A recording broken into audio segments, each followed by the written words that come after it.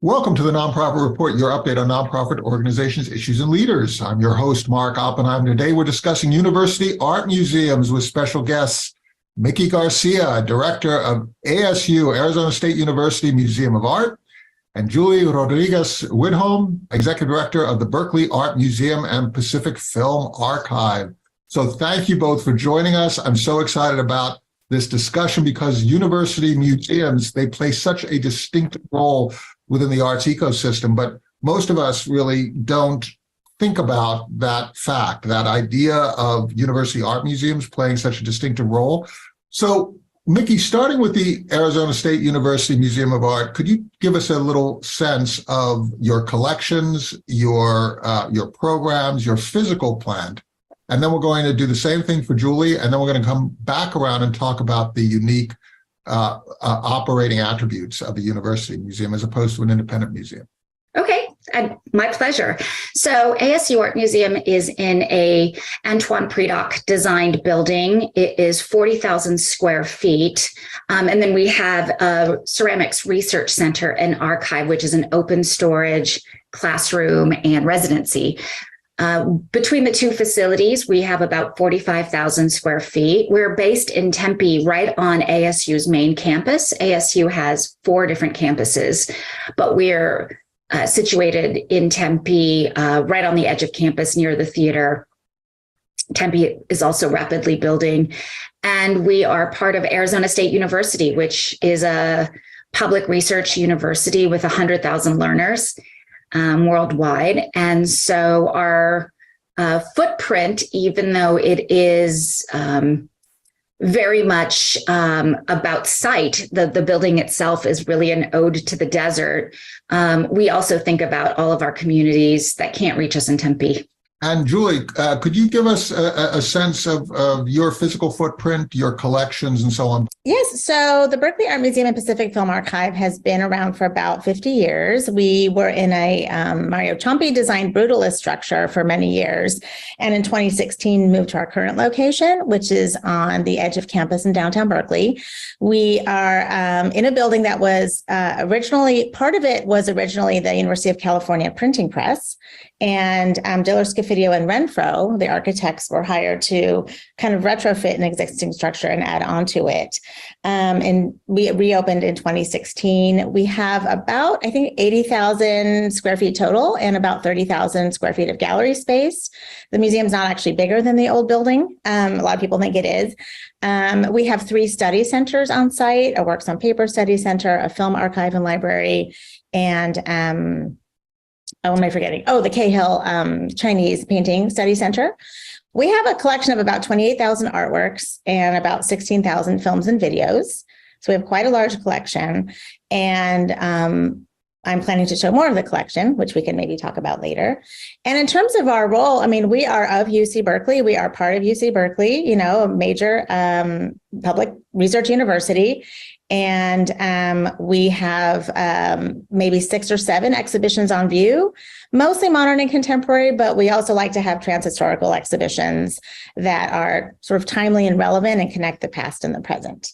Our staff is about 60 full-time, and we employ hundreds of student employees as our gallery monitors and admission staff.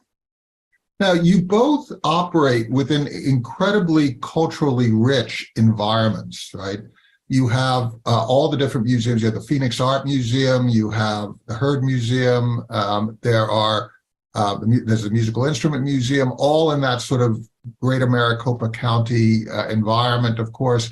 Julie, you operate within the San Francisco Bay Area. You have the Fine Arts Museum of San Francisco, the Oakland Art Museum, and just a whole plethora of different institutions.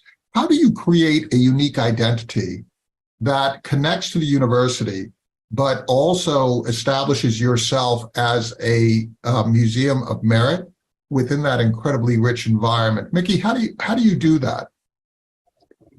I think the one differentiator that really attracts even artists to come work with us is that artists and our public has access to the depth and breadth of Arizona State University vis-a-vis our exhibitions. So For example, our exhibitions, our curators are required to work with communities of practice, which are kind of a advisory council, but I would say more active than that, an accountability kind of network that consists of students, scholars, and community experts. And so in the development of the exhibition and then throughout the programming and so forth, we have a sense not just of a curatorial approach to the exhibitions, but a fully integrated approach to how the exhibitions are needed and reside within the needs of both of our community at large as well as the student population. And so for our councils, our artists, they have access to scholars, to, we have one of the largest center for meteorite studies. We have, a Teotihuacan lab in Mexico City. We have so many opportunities for both our publics as well as our artists to take advantage of all of the learnings and scholarship that are happening at ASU that then sort of find their place in the galleries. 70% of Arizonans don't have a college degree. They don't have access to all of the richness that's happening at ASU. So it's really through this museum vehicle that our communities are able to explore and take advantage of what's happening at this university. One of the things that really struck me was the idea of using the university as a connector to all sorts of issues, environmental issues. ASU has a School of Sustainability, which we also worked for previously. You have people like Gregory Sale, who used to be on your board. I don't know whether he still is, but he has always done very socially conscious about art related to incarceration and those kinds of issues. Julie, do you have that same kind of connection into the various aspects of the university that are not normally associated with art, but find expression in an artist's view of the world? Yes, I think we historically have very strong connections with faculty on campus, and I am increasingly interested in how we can find more ways to collaborate. On one hand, we our theater, our Osher Theater, is a classroom space during the week. So we have any professor can sign up to use our classroom. It's not even a classroom; it's a theater space. It's our film theater, right? Mm-hmm. And the evening we show films 5 nights a week, and we're renowned for our film program. But during the day, any class can come in and be taught in our space. And I think that's a very unique experience for students. But more than just, the physical space that can be used for classroom teaching, we're looking for partnerships. We sometimes have classes that are taught generally in the humanities on Thursdays. When we open, the public can drop into that class. So there's a porousness between what's being taught on campus and what the public has access to. I'm also creating a teaching gallery where faculty can just select works from our collection, put it on view for the semester, and that allows the public to see, what is this class being taught at UC Berkeley? So let me challenge that idea, because we work for a lot of museums, including university art museums, and this idea of the museum being a porous window between the community and the university, it very often finds expression more in its invalid state rather than its valid state. People talk about it, but it doesn't really happen.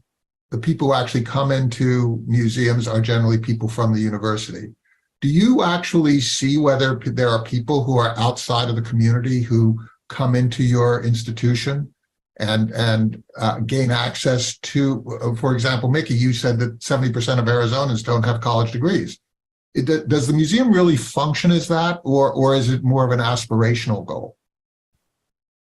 Well, I will challenge that binary of town and gown, only because Arizona State University is one of the most diverse populations, the student body. We graduate more first-generation students than any other university in the country. We don't admit them, but we graduate more. We're really proud to say. But our learners are not just 20-year-olds. We have people who are working, who are doing low residencies, who are working nights, and an incredibly diverse population that comes to ASU. We have 4 campuses throughout just the city, and we have online campuses, online courses across the globe. So our student body by design isn't a town and gown kind of thing.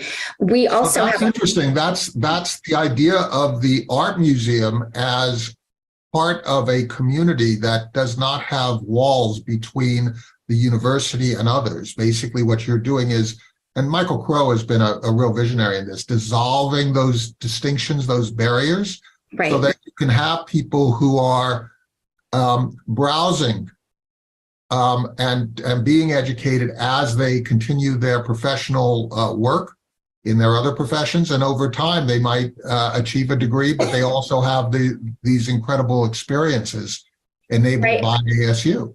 Well, in a place like Arizona, it's really important to have to constantly uphold that the reason to have a state university, to fund a state university, is that we truly believe that the university uplifts all people in the community, and that it is performing a social good by being an educator and a source and a community resource.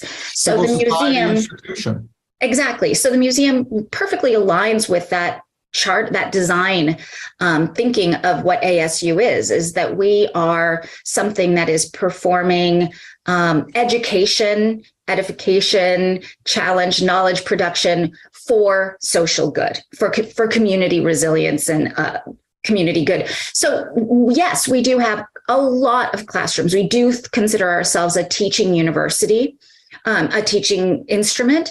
However, we also think about ourselves as, we are at the site of a center that is constantly distributing knowledge via faculty, research, labs. But we all know that knowledge sometimes, like I always use this example of, I know sugar is bad for me, but I still eat it. Whereas, what actually moves us is an experience, a story, kind of something that can really touch us in a different kind of way. So in a lot of ways, we also think of ourselves as almost the heart center of all of this knowledge that is being produced. That's data, sort of data sets. The museum is this kind of vehicle that translates and transform knowledge into actual sort of experience that can move our communities. So I love your challenge to the premise of my question. Berkeley has got this reputation. I mean, it's one of the jewels in the crown of the sort of the Cal system, right? Yes. How do you function? You have Miki talking about this idea of dissolving the walls between community and university experience and the professional experience. How do you see your function within the institution, and do you serve as a window into the university? Yeah, I think the physical move from the heart of campus to the border of campus in downtown Berkeley really signaled a shift in our role as a civic museum. So we are absolutely here to build community with communities on campus, but also far beyond. And the old building reminded me of the FBI building in Washington, D.C. It was big and it was brutalist, and it was you had to go through these little passages to get to any place. It was, oh my God, it was so intimidating. It was almost like a prison.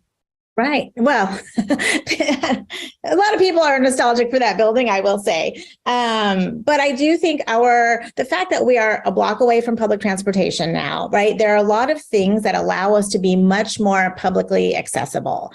And that's what we want to be, right? We want to be a hub for ideas, that we are generating as an institution, right? We want to bring artwork, we want to bring films to the Berkeley community that maybe they don't have access to otherwise. And then also try to be the bridge between the community and all of the brilliant thinking that's happening on campus by faculty and students, and also provide a service for, all of the staff. Well, this is also a huge university. We have 45,000 students, we have thousands of staff, all of whom have free admission. And so what we're working on in some ways is telling our story better so people know that we're here for them. And I think there's a sense that people expect to be challenged when they come to Berkeley Art Museum, Pacific Film Archive, challenged by ideas, challenged by artwork. But also, I would say first and foremost, we're working on building community and in some ways catching up with the conversations and questions that are happening on campus. I feel like we've become a little bit behind the deep questioning and thinking that's happening on campus by students and faculty. And we want to be, the museum of UC Berkeley that absolutely reflects all of these kind of challenging questions. And similarly, this is all to connect people for social good. Same, we are here to, in many ways, I see our role as centering artists in the production of knowledge. And how do we share that? How do we make that accessible? How do we make our collections accessible? And also to be a space of learning, not just for students, right, but for our staff, for the public, to embody that space of learning and not knowing and questioning and discovering within a museum and exhibition space is something that I'm also very interested in. What kind of exhibitions and programs do you have now, Julie, staying with you? And then moving on to Miki, what kind of exhibitions are you particularly proud of at this point? Well, I'm thrilled that just a few weeks ago, we opened the first ever retrospective of Amalia Mesa Baines, who's a leading Chicana artist who's never had a retrospective, a longtime Bay Area artist whose works, stem from a kind of ofrenda or even altar mode of making. And so we have 10,000 square feet of gallery space and her first ever monograph. And to me, that is the work of shaping art history, right? I truly believe that the choices we make are impactful in what is studied in the future, what is known, what is visible now and into the future. And so I'm very, very proud of that. And we're working on a national tour for that exhibition. She's a MacArthur Genius Award-winning artist. She's so deserving. And that is also building community. When I had at our opening, hundreds of people, and they said, this feels like the Mission in San Francisco. That was the highest, right? The highest sort of compliment I could have received is that people are starting to notice that what we are showing and what we're doing is starting to change what the community looks like at the museum. Are you redefining art? And you see it in the ceramic center, right?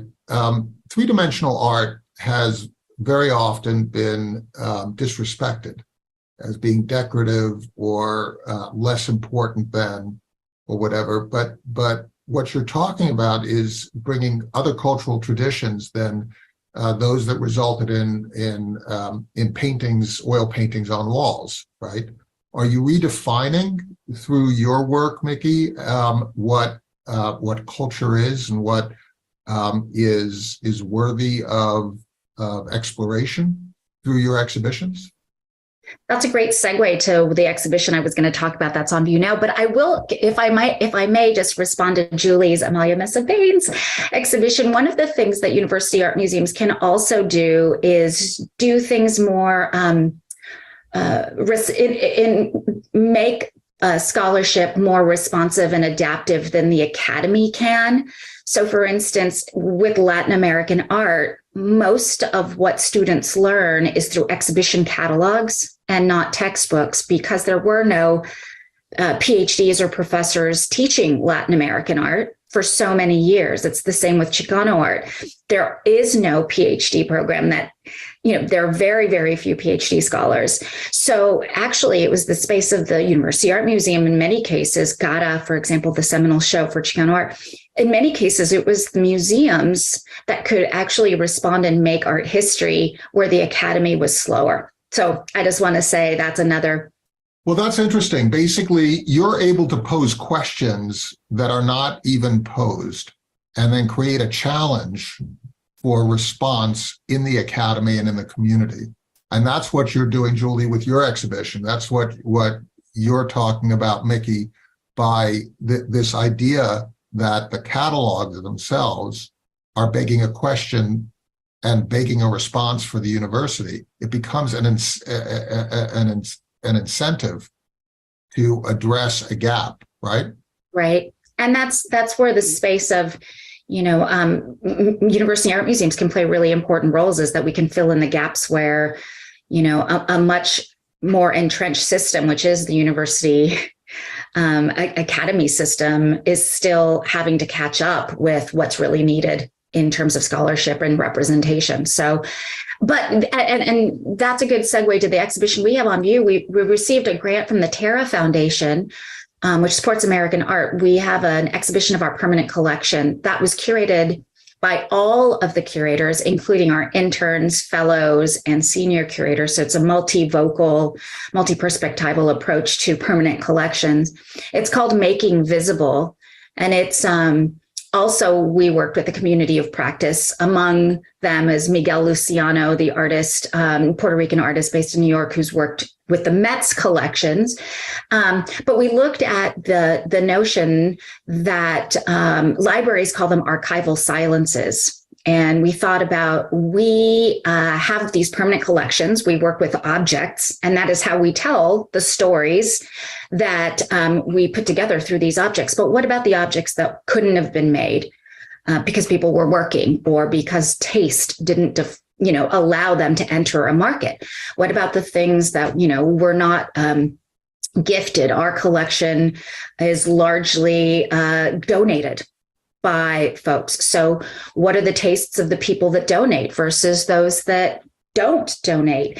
Well, and the how tastemakers are often people with the money to buy, and their tastes dictate what gets produced, right? Which then dictates what we have in our collections, which then dictates what we make meaning of and what we make sense of. So we see in our collection, especially because in a place like Arizona, so many people move here and they have these romantic ideas of the West.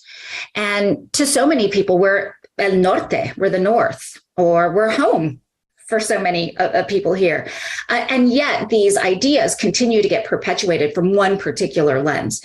So our curators took it upon themselves with their community of practice to really interrogate the notion of objects in our collection, and the idea of re-presenting certain objects. And it also, that what they addressed was the idea that a Maria Martinez pot gets shown very differently than our Georgia O'Keeffe, made in similar regions and similar times, but always shown in very distinct ways. So what is it to have a permanent collection exhibition that disrupts these high art, craft, folk, non-MFA trained genres, which are all gatekeeping codes for what is in and what is out? So it's a really fantastic exhibition. It's part of a series of 3 permanent collection shows the museum is taking on, called Tierras Reimaginadas, Reimagined Territories. That's really thinking about the Southwest region as much more inclusive of the Americas and not solely defined by a U.S. border. So you're both doing cultural storytelling. You're defining what America is during this really interesting time where there's a real debate about what America is. I'm going to, because we're coming to the end of our time, I'm going to pose a final question. I'm going to give it to you, Miki, and then Julie, you'll have the last word. What is America in cultural terms? What is America in cultural terms? Well, I usually refer to the United States as the United States because America, in my view, is a much larger territory that expands far beyond the borders of the United States. So that is one thing that is constantly on my mind, that we are part of the Americas. And so what that means to me is that it's our job to, it's our job to follow artists, and artists are interrogating constantly. They have the kind of parameters of what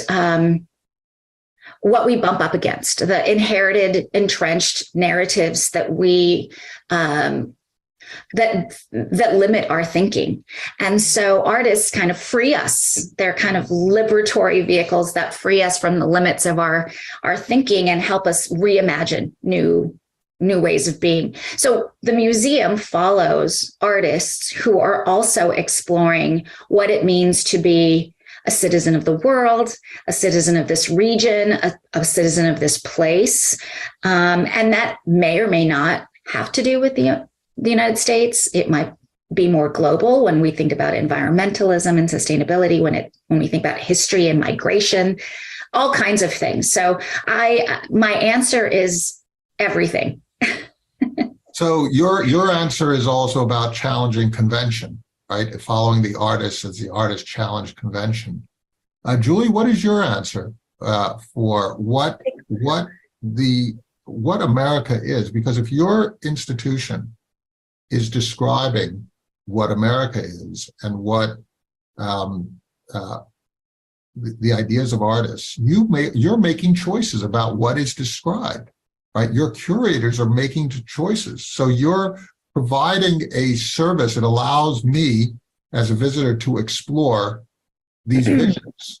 How do you make those decisions? Yeah, I mean, I guess I would maybe reframe our work as being about the United States. I mean, I think we are of a region. We are within a region that has very specific histories, right? Berkeley, the Bay Area, adjacent to Oakland. And so for me, I really think about how are we serving these communities and what is relevant to our local communities. But also, I mean, if we are thinking about the state of culture in the country right now, I think we are shifting narratives around histories and power dynamics and identities through art exhibitions, as Miki said, by following artists. But we are an institution that is dedicated to telling stories of the global diasporas. And I would say that is kind of the notion of migration and movement is not new. It is very much part of our histories and our communities. And so how we can make space for experiences, historically marginalized experiences and stories within our exhibition programs and our collections to connect people, right, across our differences, but also to make sure that people are seeing themselves in our museum spaces too. It's a confluence of all of those. And I also want to maybe mention something that, Miki was talking about, which is I think academic art museums can also be key in becoming spaces of self-criticality and not being afraid, right? I think a lot of bigger museums have played it safe for a variety of reasons, from funding to, community backlash, whatever. But I really think we can be the space that is critical of the institution of the museum and talk about that, make that publicly visible. And I applaud, the kind of initiatives that bring those questions into exhibition making. I think that's really key. And not having all the answers, right? Not having the authoritative stance that museums have had for so long, but actually bringing us the position of questioning rather than telling and informing and learning together, I think is one of the most exciting things that academic art museums can do right now. I love that. This idea, which you both expressed, of not packaging up conclusions, but instead fostering dialogue, not coming out with some sort of set storyline, but looking at alternative storylines, inviting people in to have an opinion, inviting artists to have a point of view. Right. And then let's sort of mix it up. That's what you're talking about, each of you. Thank you so much, Miki Garcia, Director of Arizona State University Museum of Art, Rodrigues, Widholm, Executive Director of the Berkeley Art Museum and Pacific Film Archive. This has been just a great discussion and a great exposure to each of your institutions and the very important role of university art museums, the museum ecosystem. Thank you. It's been a pleasure. Thank you.